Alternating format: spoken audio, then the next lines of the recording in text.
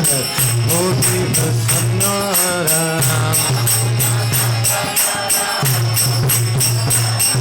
Rasa Sikha Kripa Moya.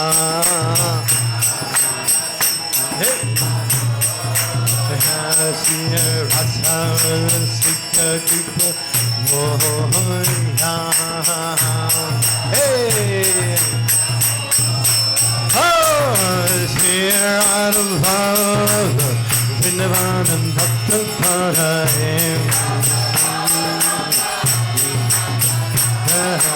Here out of love, Vrindavan and Bhakta Param.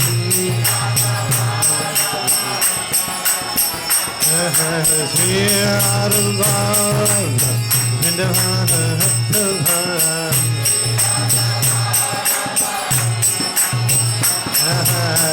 Hare Krishna, Krishna Krishna, Hare Hare, Hare Rama, Rama Rama, Hare Hare. Hey.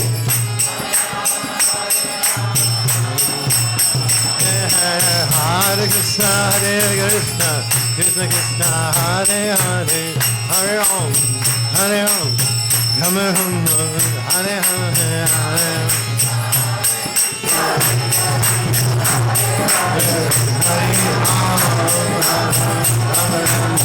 Hey, Hare Krishna, Krishna Krishna, Hare Hare, Hare Rama, Rama Rama, Hare Hare.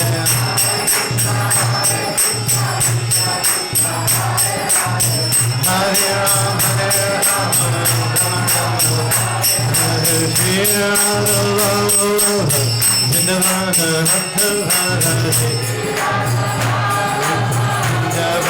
keep that we're talking about. Here out of love, Vrindavana, Bhakta-vana.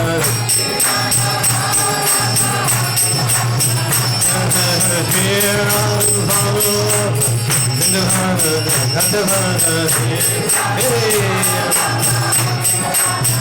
Hari Bol, Hari Bol, Hari Bol, Hari Bol.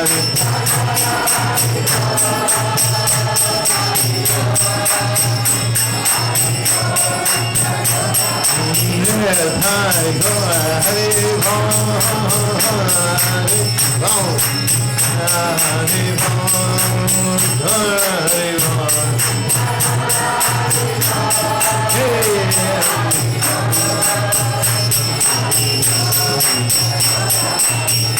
Jai Jai Prabhupada, Prabhupada, Prabhupada, Jai Prabhupada. Hey,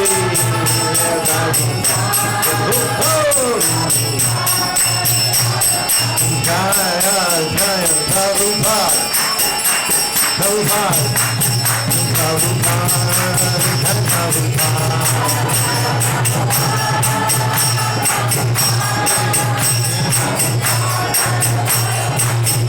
Jai Jai Prabhupada, Prabhupada, Prabhupada, Prabhupada.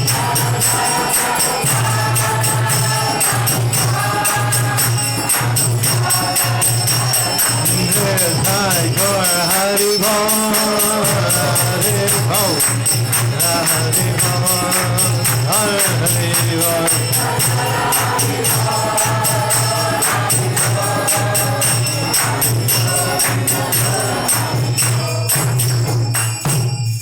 Srila Bhaktivinoda Thakur sings the name of Krishna. Srila Bhaktivinoda Thakur ki. When His Divine Grace Srila Bhaktisiddhanta Saraswati was in his last days before he departed back to the spiritual world, he asked that song, Big Song, for his departure. It was one of his favorites. So it's a really beautiful song. It's just the names of Krishna and Vrindavan. So if we chant that bhajan, actually chanting Mahamantra. Okay, so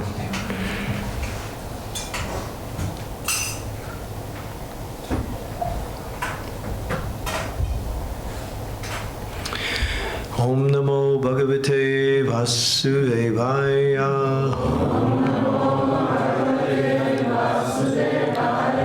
Om Namo Bhagavate Vasudevaya.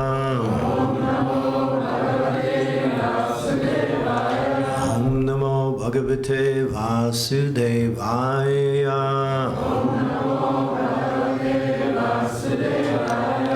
Continue with the Bhagavatam from the 6th canto, 4th chapter. This is text number 42, 43, both texts. So we'll do 42. And this chapter is called the Hamsa Guhya Prayers. And this is prayers by Daksha to the Supreme Personality of Godhead.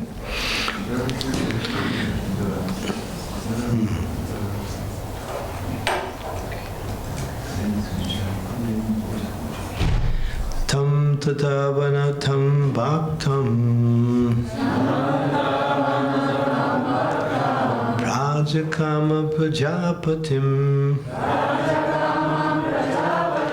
Chittagya sarvabhutanam Idam aha janardanaha Tam tataivanantam bhaktam Rajakama prajapatim Chittagya sarvabhutanam Idam aha janardanaha Tam tatavanatam bhaktam Rajakama prajapatim Chittagya sarvabhutanam Idam aha janardanaha.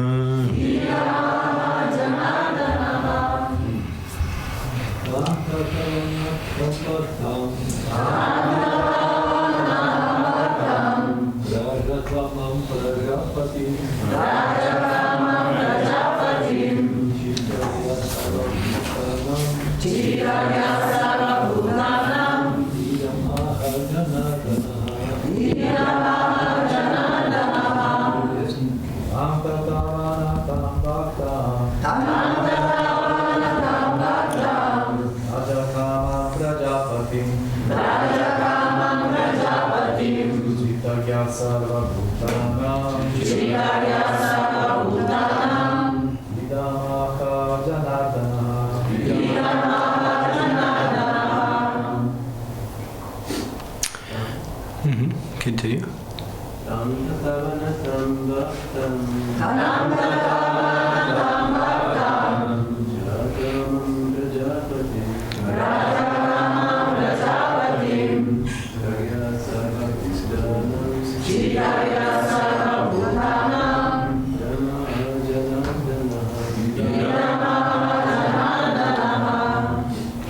Ladies.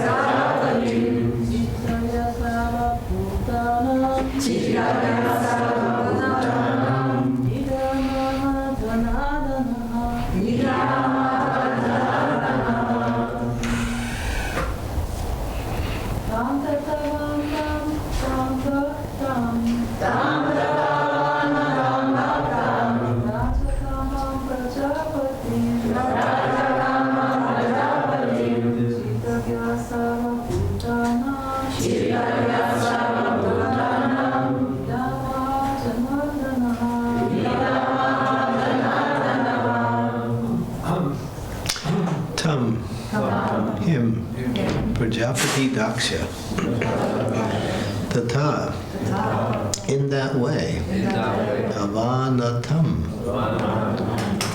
prostrated before him, Bhaktam, a great devotee, Prajakaman, desiring to increase the population, Prajapatim, unto Prajapati Daksha, Chitragya, one who can understand the hearts, Sarvabhutanam, of all living entities, Idam, this, Aha, said, Janardanaha, the Supreme Personality of Godhead, who can appease everyone's desires. Translation. Although Prajapati Daksha could not say anything, when the Lord, who knows everyone's heart, saw his devotee prostrate in that manner and desiring to increase the population, he addressed him as follows. So the Lord is speaking now. Shri Bhagavan Uvacha Prachetas Mahabhaga Samsida Tapasa Bhavam Yachadadaya Paraya Mai Bhavam Param Gataha. The Supreme Personality of Godhead said, O most fortunate Prachetasa, because of your great faith in me, you have attained the supreme devotional ecstasy. Indeed, because of your austerities combined with your exalted devotion, your life is now successful. You have achieved complete perfection. Purport by Srila Prabhupada. Jai Sisi Pancha Tattva Ki Jai.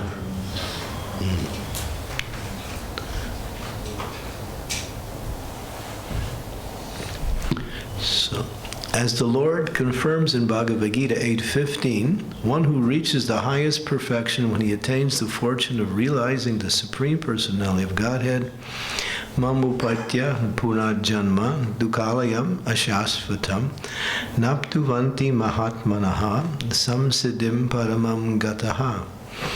So Krishna speaks, after attaining me, the great souls who are yogis in devotion never return to this temporary world which is full of miseries, because they have attained the highest perfection. Therefore, the Krishna conscious movement teaches one to follow the path towards the topmost perfection simply by performing devotional service. Om Agyan Timirandasya Gyanajana Salakaya Chaksu Unmilitam Yena Tasmai Shri Gurave Namaha Sri Chaitanya Manobhistam Staptitam Yena Bhutale Swayam Rupa Gadam Mayam Dadati Swapadantikam Pandeham Shiguro Shiyutha Padekamalam Shigurun Vaishnavamscha Sirupam Sagrajatam Sahaganat Raganatam Vitam Tam Sajivam Sadvaitam Sarvadutam Parijana Sahitam Krishna Chaitanya Devam Sri Radha Krishna Padam Sahagana Lalita Sri Vishakam Vitamscha Hey Krishna Karuna Sindhu Dina Bandhu Jagatpate Gopesha Gopika Kanta Radha Kanta Namostute Tapta Kanchana Gauranki Radhe Vrindavaneshwari Vrikabhanu Suti Devi Pranamami Hari Priye Pancha Kalpa Taruvishcha Kripa Sindhu Bevacha Patitanam Pavanebhyo Vaishnavebhyo Namo Namaha Sri Krishna Chaitanya Prabhu Nityananda Sri Advaita Gadadhar Sivasari Gaura Bhakta Vrinda Hare Krishna Krishna Krishna Hare Hare Hare Ram Ram Ram Hare Hare. So faith in the Lord is full faith in perfection. If achieving perfection requires faith, and faith in what? Faith in the Lord. Faith in whatever the Lord says is perfect. Faith in the Lord, whatever the Lord asks us to do is perfect. Faith in the Lord, faith in the fact that the Lord may cause us to have reverses in our life, but still that's perfect. So faith is, they say faith moves mountains, right? I think in the Christian tradition they say, faith is the proof of things yet to come and the evidence of things unseen. So even though you haven't seen it and hasn't appeared, that faith is the proof that it exists. Powerful.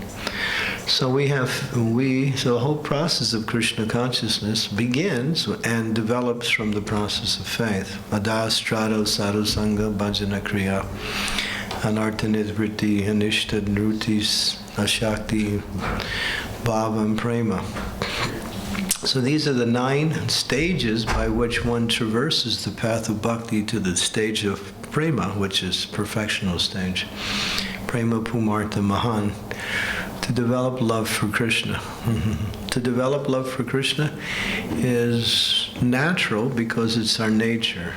If something is your nature, the word nature and natural seem to have a similar structure in their expressions. So it's natural to love God because it's our nature to love God.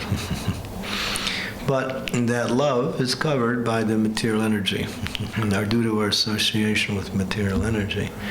And so although it seems to be natural and it's our nature, it sometimes appears to be so distant and sometimes even contrary.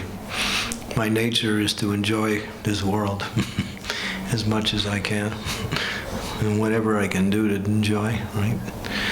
But that enjoyment propensity is also part of the nature of the soul, but it's misdirected towards this material energy, and therefore it causes difficulties. But here, in this purport, Prabhupada says, one who reaches perfection. So how to reach perfection? The process is faith. Faith in, we mentioned the Lord. Faith that the holy name of the Lord will purify me and bring me to the highest stage of spiritual realization. Faith that by association of devotees I can fulfill all my desires completely and perfectly. Faith that whatever the spiritual master says ultimately is my success on the path of devotional service. So it doesn't mean you don't question. Questioning is also natural. In fact, for those who are intelligent, they ask questions. An intelligent person will not accept anything or just blindly. Will know why it is like that or how do I understand it. Prabhupada, in a somewhat of a critical way, said that the Americans, they question everything. And they were always questioning Prabhupada.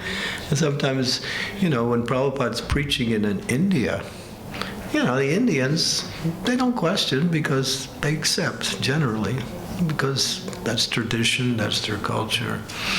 And a lot of times they just go, well, yeah. But when Prabhupada came to America, he got blasted by questions all the time. But Prabhupada liked that when it was done in the proper mood because it brought out the philosophy more. It brought out different points of the philosophy that wasn't pretty much known until the questions actually appeared. So Prabhupada mentions in the purport in the Bhagavad Gita in the 4th chapter, Tadvidi Pratipatena Paripasyena Sevaya Upadekshyanti Te Jnanam Jnaninam Tatpadarshanaha. Krishna speaks this verse, and it's a very powerful verse. He says, if you want to know me, here's the process. You have to take shelter of my bona fide spiritual master. You have to inquire submissively, and you have to render service. And then you can begin to start to receive the knowledge that is beneficial for your spiritual advancement. But then Prabhupada in the purport mentions that absurd queries are what we say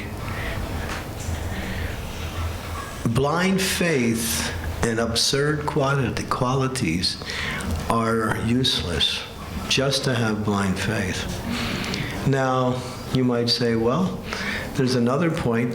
Blind faith in the right thing is good. if it's the right thing. But to know the right thing requires you to come to that faith that it is the right thing.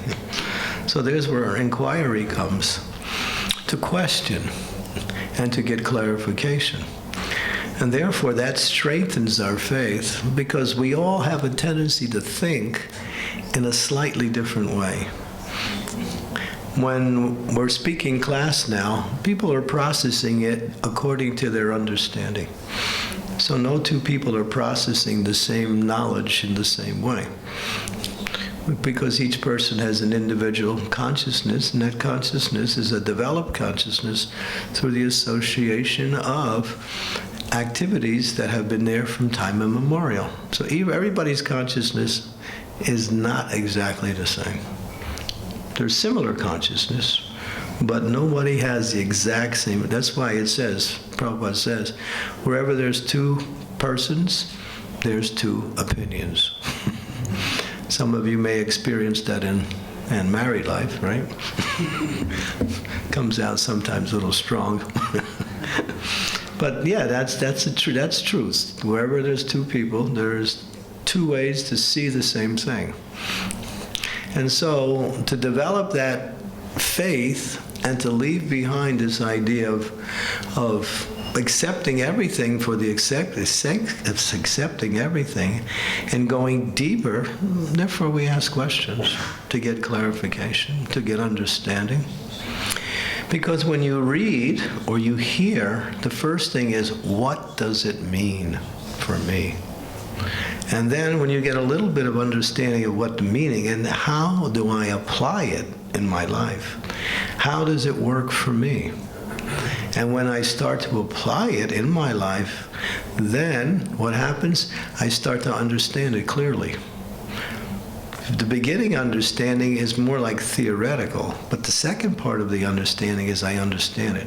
It's realized. It becomes part of you. And then the final stage is that you start to develop both devotional qualities based on that realization of that knowledge. So it's a process. It's a process. So we want to learn everything we can that is relevant to our spiritual practice, so there is no doubt. Because Krishna says in the Bhagavad Gita, wherever there is doubts, there is no progress. There's a demon, it's called Madhusudan, and that demon is called the demon of doubt. So Krishna comes with the weapon of transcendental knowledge, which cuts through this knot of illusion and destroys the demon of doubt. So therefore, to ask questions and get clarifications and take it to a next step, how can I apply it in my day-to-day life, is the success of the practice of devotional service. If we just hear and go away and nothing changes, then we get something, because there is some element of benefit just by hearing the knowledge. But it's like getting 10% out of 100%. To apply it, to understand it, and to apply it means to actually realize it. And then realizing it is the process of Krishna. We want to realize this knowledge. We want to realize the glories of the holy name. We want to realize our relationship with Krishna. It's all about realization. Because we see devotees who stay in the Krishna consciousness movement, who don't go deeper after a while, they leave. They can't stay. Why? Because they haven't really dived deeply into this knowledge, which is the practical understanding of how to realize Krishna. And it's all about realizing Krishna. And Prabhupada mentions in the purport, once you realize Krishna, Taktva deham purna janmani naiti mameti surja, you go back to Godhead. You don't come back to this material world. Now, coming back to this material world, or even staying in this material world, means to suffer. Everyone knows that, right? There's different kinds of suffering. People say, well, I'm not suffering so much. You're going to die? Yeah. Is that suffering?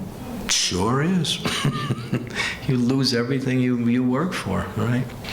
So you can't stay in this material world and you can't enjoy here. It's just not possible. And you might say, why is it like that? Krishna says, I did it. I arranged this world in such a way that you can't stay here and you can't be happy here. So if you want somebody to blame, blame me. But Krishna follows that statement by saying, I do this because I love you. He says that also in regards to this response. He says, because I love you and I want your ultimate happiness, I want to bring you back to me in the spiritual world. So he creates this material world so we can somehow or other just become frustrated in our attempts to enjoy here. And so then we want to get out. People want to get out in different ways, so what do? Take intoxication, one way to try to leave it, but they create another hell, leaving one hell for another hell, right? So sometimes intoxication, or people who get addicted to something in life and try to enjoy that as much as possible. And then they get tired of that and get burnt out, get arrested or something. So whatever you do in this world, you can't keep it and you can't enjoy it like that. That's just the way it is. So that helps us to develop faith in the process. So the complete understanding of faith means, hey, this place really is not my home. I don't want to stay here. That is a strong element of faith, which brings us to that faith in Krishna, the holy name, the devotees' association, the spiritual master's instructions, prasadam. Hey, prasadam is also an element of faith. If I eat prasadam, I'll get purified.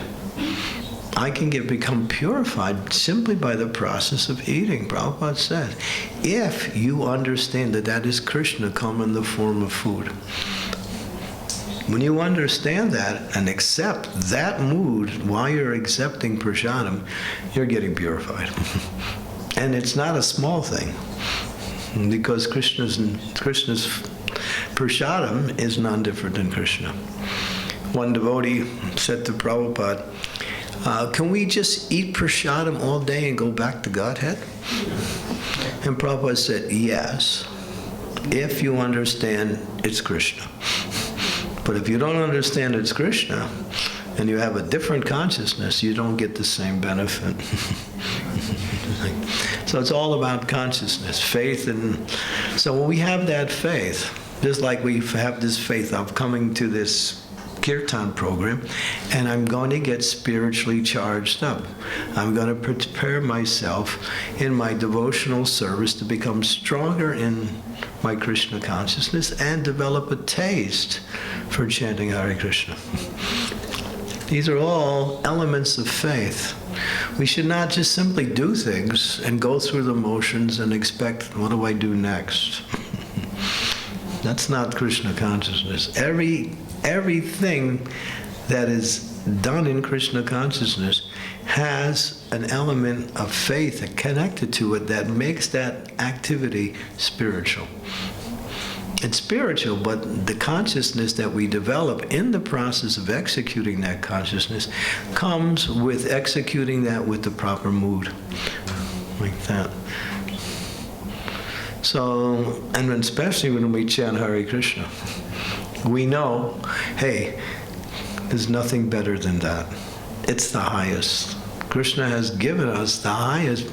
And it says, now here's an element of faith. We might even doubt this statement. One chanting the holy name of the Lord, that's not one mantra, that's one name. One name purely can destroy all sinful activities and all material reactions that you have committed for millions of lives, just once.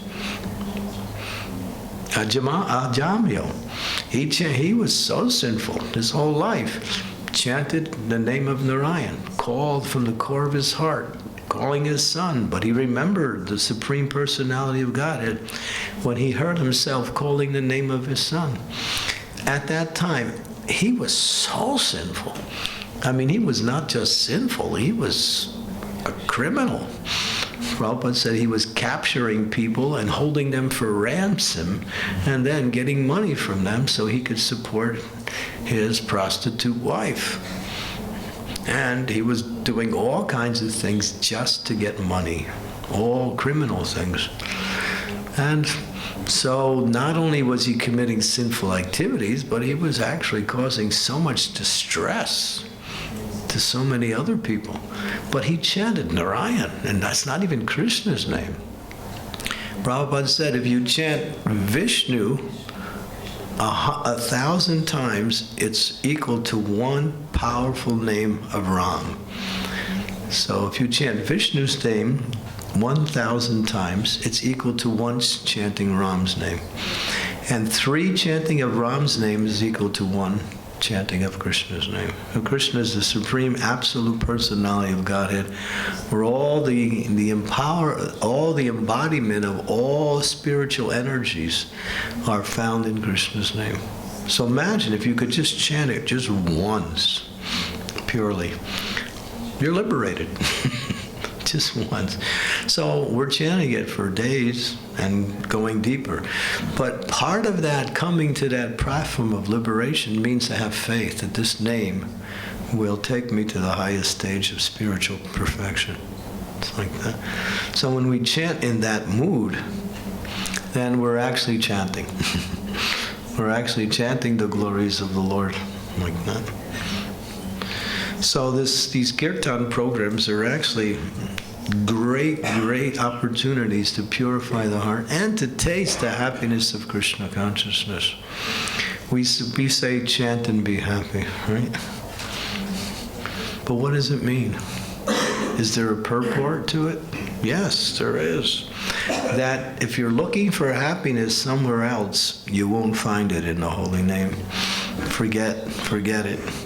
If you just look for the happiness in spiritual life that you're desiring, you'll find it everywhere. You'll find it in your relationships, you'll find it in your money, you'll find it in everything you have when you first find it in Krishna or in devotional service. But if you look to those things before and think that they will give you some satisfaction, and you won't get that, and you won't find it in the holy name.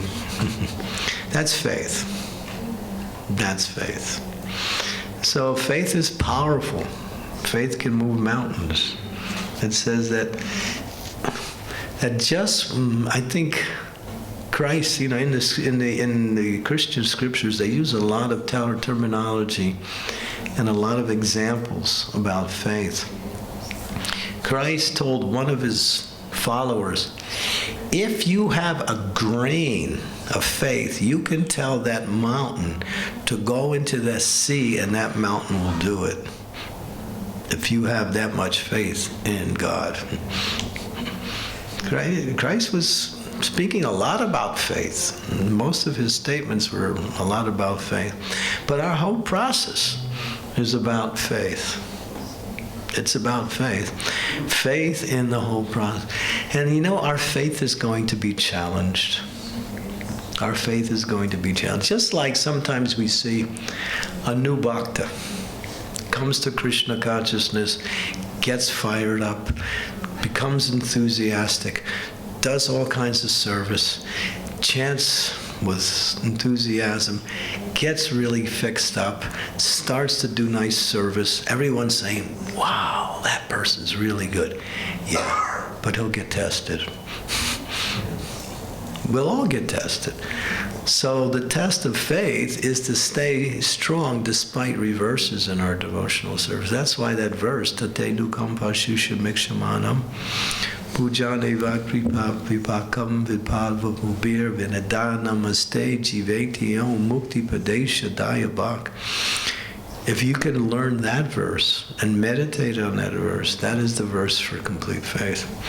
That whatever Krishna does, it's beneficial.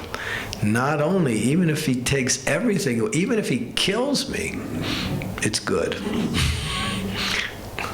Krishna's not going to do that. But he puts you in very difficult circumstances sometimes just to test your faith. I know.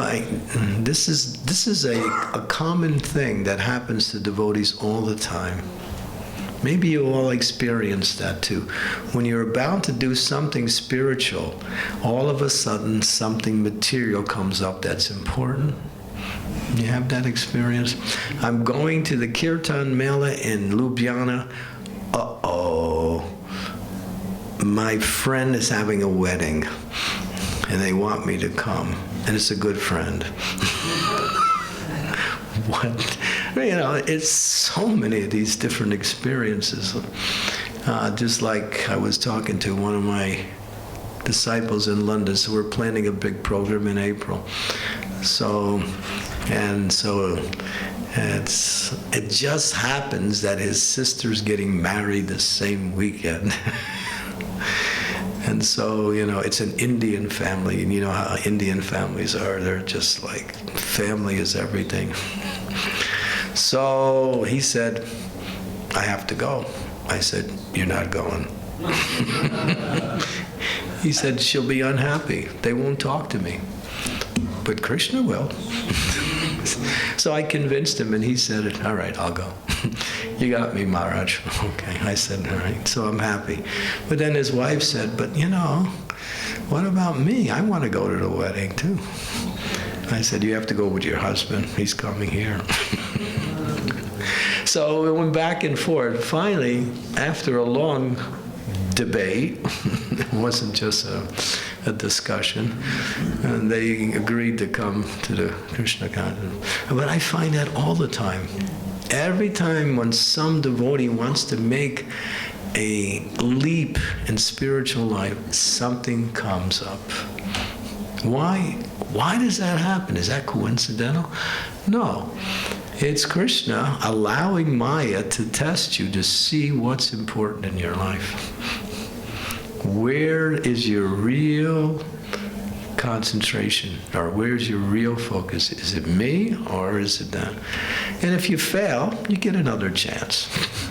But if you pass, you make a lot of advancement. Because advancement becomes more, what we say, stronger or greater when we have a choice between Maya and Krishna. When we have that choice, then it becomes a great opportunity for spiritual advancement. So therefore, Queen Kunti, she prays, Krishna, give me some calamities. You know, I'm surrounded by aristocratic relatives. Everyone is nice to me. They honor me. I have so much position. I'm coming from a wealthy family. But, you know, these things are making me forget about you. So give me some difficulties so I can remember you. She prays like that. You know, too much material success can deviate one's consciousness away, thinking, hey, what do I need God for? Or maybe He's there, but, you know, all these other things are there also. So therefore, she's giving us the understanding that all these things really doesn't matter. What matters is you. And she's making that point strong. We may not be able to pray like that, and that's an elevated prayer. And that's an absolute prayer of complete submission to the Lord. But we can pray that, give me that faith that keeps me connected to devotional service so I can stay in the association of devotees and make progress in the chanting of Hare Krishna, Krishna Krishna, Hare Hare, Hare Ram, Ram Ram, Hare Hare. So the path of bhakti is the path of strada. Strada means not faith, but that faith which is never broken in any circumstance like that. So how to get that? The main thing you can get it is with association of devotees. That's why Prabhupada said, there are three things that are important in the execution of our devotional service. He said, association, association, association. That was the statement. when you say something 3 times, you want to make a point. So when we're eager and enthusiastic for the association of devotees, that is a good sign. That is I mean, sometimes devotees like to be alone, right? I mean, different devotees have different moods. So some like association all the time, and some like to be by themselves. That's all right too. But those who like to be by themselves should also be eager for association at different times. So there should be a nice balance between that. There's a nice balance between that. Because we have different natures. And sometimes devotees are more social, and sometimes devotees are more, what we say introverted, like to read and chant by themselves, or just spend time by themselves. But that's okay. That's not wrong. But still, we should be eager for that association for devotees, because that's the foundation for the success and the building of that faith in Krishna consciousness. Because devotees have faith, and when we take that association up, we develop faith too. Faith is something that you can gain from other people, and it also comes by practicing the process and getting the results. When we get the results of the process, our faith becomes stronger and stronger. Okay, so any questions? The process of faith. Yes. Shasha.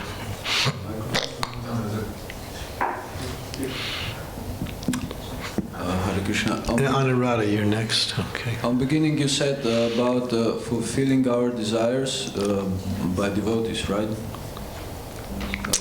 Spiritual desires. Can you explain that a little bit? Yeah, there are material desires which are related to fulfilling the needs of the body and mind. And then there are spiritual desires which are the needs of the soul's progress in devotional service. So spiritual desires, I want to become more humble. I want to develop more of an attitude of service. I want to surrender more. I want to chant the holy names and develop a taste. These are all spiritual desires. Material desires are the opposite. It's about, satisfying the senses in different ways. So yeah, there are material desires and there are spiritual desires. Material desires are coverings over the soul due to the association of matter, because we have a body.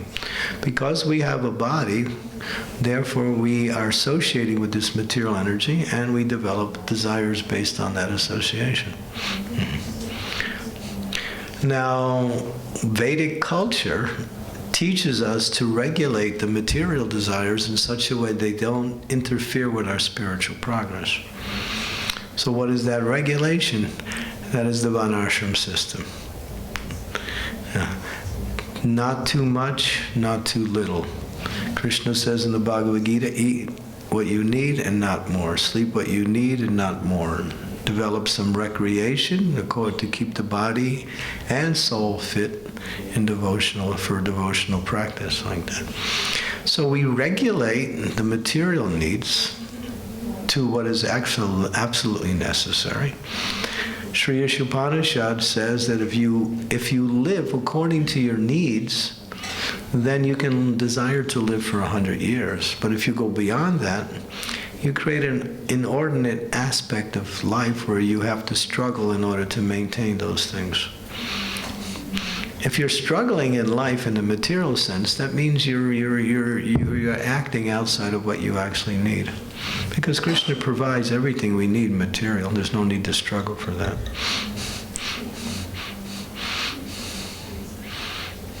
But if you want something more material, you have to struggle for that. To get it, to enjoy it, to keep it.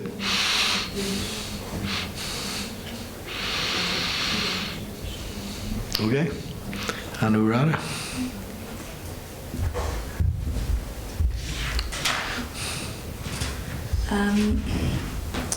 by this point about having faith in Krishna, when Hare Krishna, thank you for a lecture. It's this story which reminds me on this kind of faith in Krishna when we actually don't see his hands when something happened to us. For example, this analogy with the man who is on the roof and it's flood, and Krishna sent him a boat, and he said, no, no, no, I don't need a boat, Krishna will save me. And the boatman said, okay, I believe you, and he went. And then the helicopter came or something, I don't know, from the air, and the man said, come, I will save you. And this was Krishna's hand again, and it was this elevator, or how to say. And he said, no, no, Krishna will save me, I have faith in Krishna. And this man said, okay, and he went. So how do you know, your question is, how do you know what is Krishna and what is not Krishna? Yes, how you can recognize that in your life, like. Takes a little intelligence. Prabhupada said this process is for those who are intelligent. But devotees will say, but Prabhupada, I don't have any intelligence. Prabhupada said, then get some. Find someone who's got it and let, get it.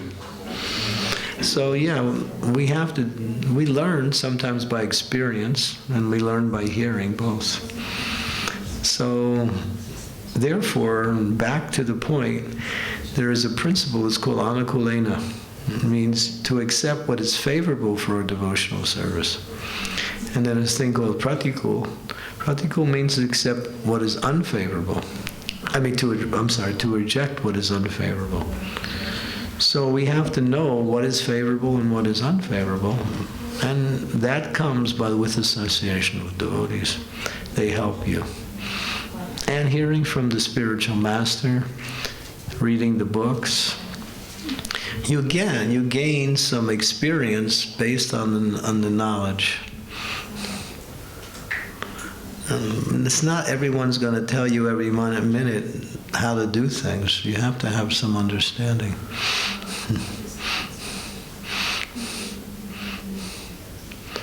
But for the bigger things, then when you're not sure, then it's best to go to the spiritual master or to some senior devotee and get some understanding.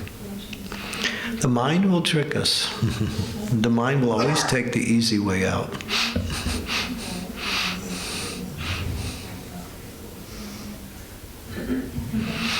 Yeah, so a little intelligence is required. Any other questions? Yes, Prabhu.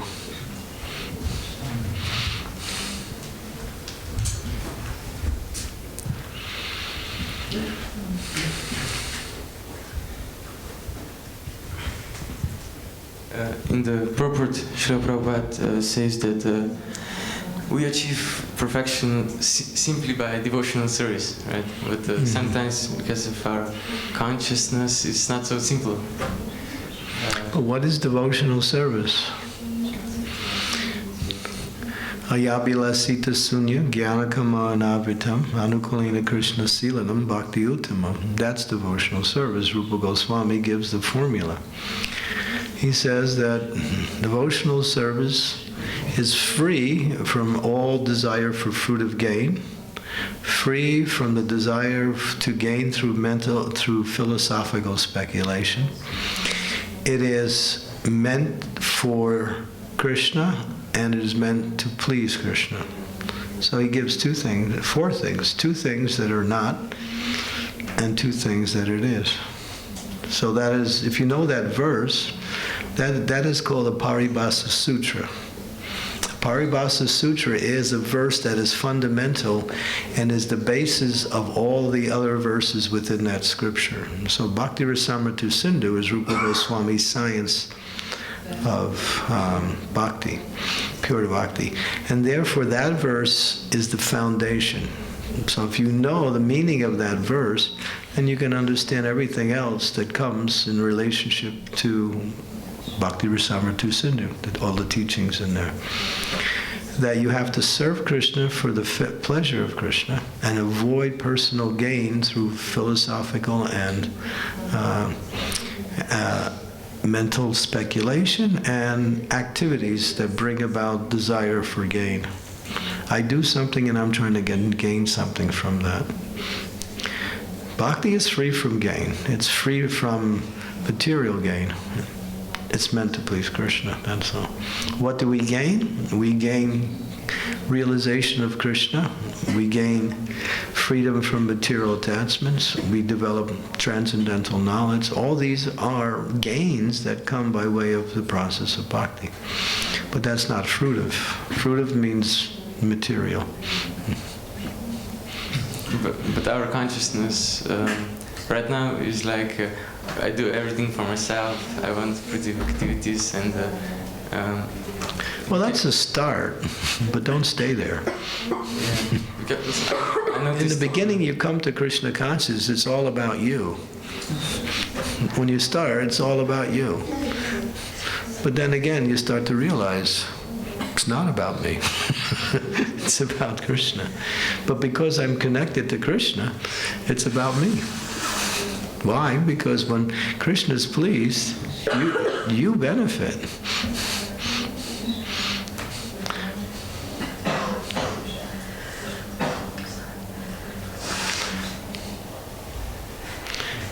Satchidananda Maharaj tells this nice little story.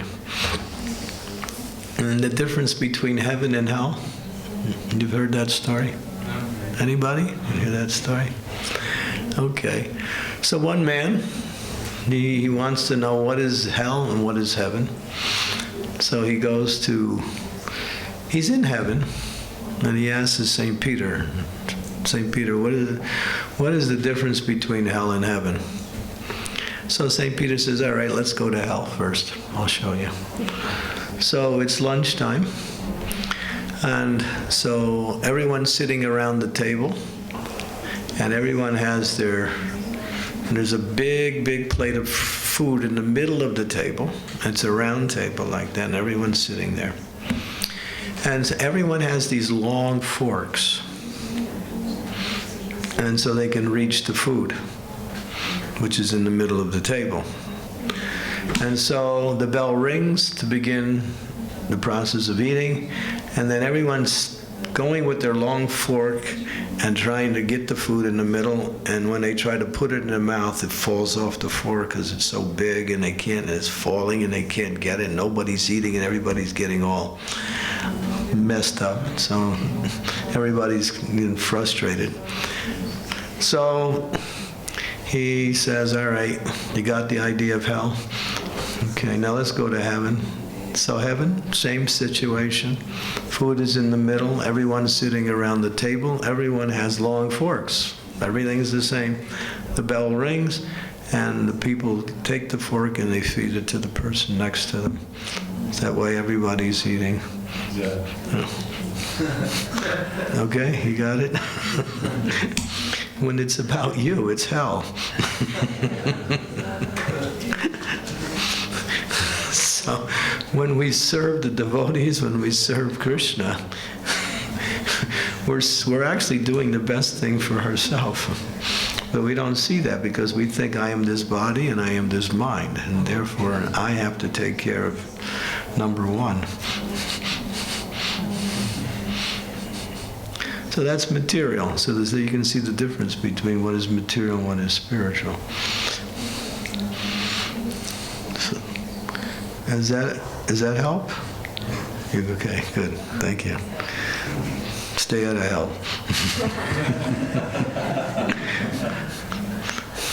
Any other questions? Yes, Radha Vinodini. We have a microphone somewhere in the area.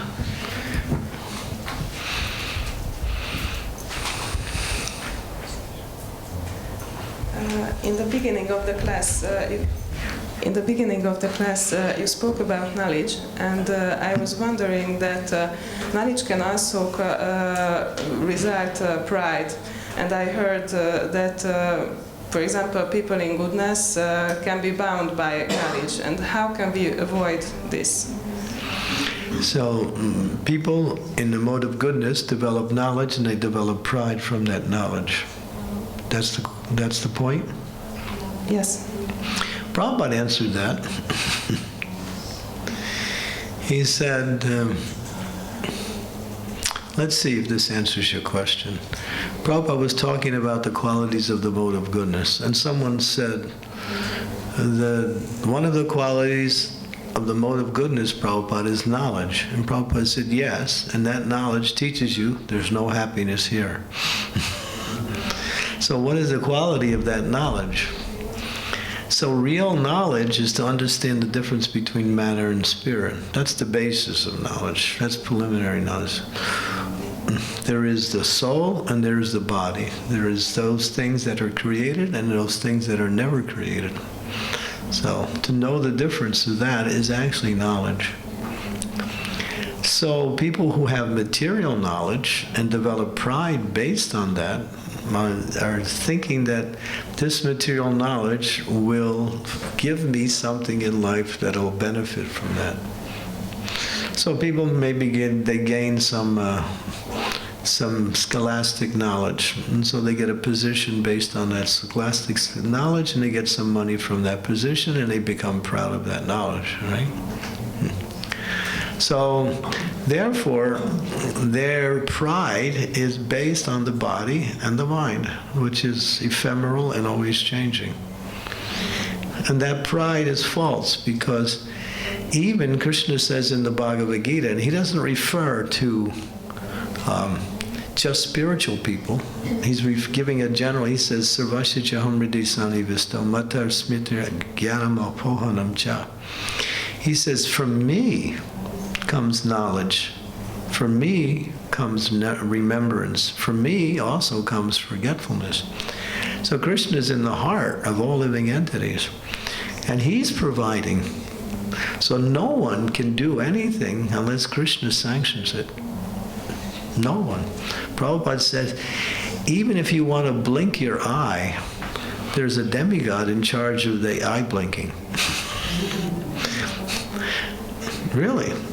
We're controlled 100%. So it depends on what energy you want to be controlled by. So devotees are controlled by the spiritual energy, which is uplifting, and the non-devotees are controlled by the material energy. So Krishna is fulfilling the desires of the material energy through the external energy, and they're getting some happiness, a lot of distress, and a mixture of both. But for devotees, and Krishna is controlling that too, and he's elevating the devotee through the process of bhakti. So this pride that is developed by people in the mode of goodness makes them think that they're better than other people, or they're more successful, and therefore they develop this wrong attitude. Because all souls are equal, no soul is better than another. And to think you're better than someone means you're on the material platform. And therefore, a devotee always thinks, I'm the lowest. It's only because of the grace of my spiritual master and the association of devotees that I am in whatever I am. It's only that. So a devotee knows. He doesn't develop pride, or she doesn't develop pride. Why? Because he knows it's all coming from the mercy of Krishna and the spiritual master.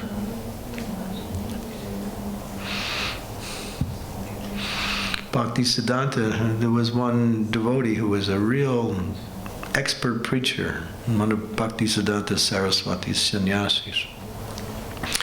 So, he had come in a big program, and he gave a powerful lecture.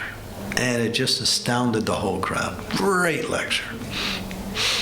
So now he's going back to the ashram, and he said, I think I should have some puris. I want a special meal, because he was a little proud he had given this lecture and so many people benefit. And Bhaktisiddhanta Saraswati heard about him. What is he saying? He's thinking he's the doer. He doesn't understand that actually it's coming from the grace of the spiritual master and the mercy of the Lord, like that. So to take credit for anything is pride.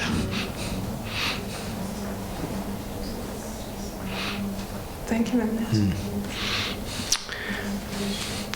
Any other questions? Yes. Mohanasini Radha. Okay, got it. Thank you for coming. Hare Krishna, thank you for a wonderful lecture. I want to ask you just, how can we change, if we have material desires, how can we change it into spiritual desires? Do the same thing you're doing for Krishna, except for sinful activities, that's all. If you have a family, raise your family as a service to the Lord and teach them Krishna consciousness. If you have a job, I'm a devotee and I need to maintain my body, so I have to work in order to do that. So this working is actually an opportunity to serve Krishna, so I can get what I need in order to do my devotional service. So one's external activities is called Gona Bhakti. Gona Bhakti means that bhakti that's parallel to pure bhakti, but it supports pure bhakti.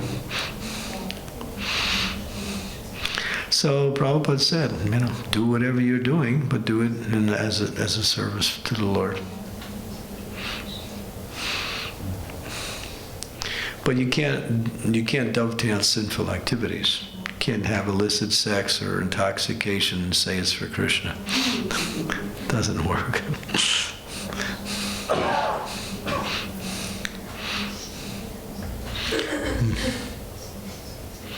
Anything else? Does that help? Thank you. Okay. All right. So there's another big day of Kirtan. Thank you very much. Srila Prabhupada ki. Sri Harinam Sankirtan ki. Gaur Premanande.